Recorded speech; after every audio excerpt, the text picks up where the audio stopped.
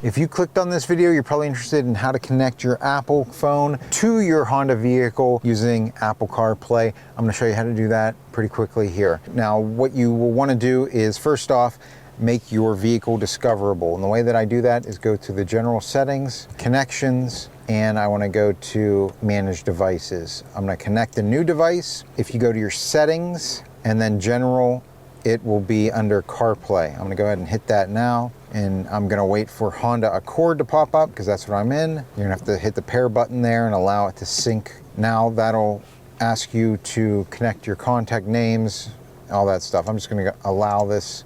Now that I have my phone connected here, I can go to Apple CarPlay.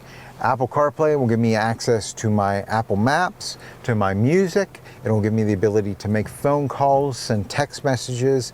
And the great thing is that I don't even have to touch the screen up here to do any of that. I can just press this button on the steering wheel here. It's a push-to-talk button, and it will give me access to all of those things. I have the ability to also charge because down below there's a wireless phone charger as well.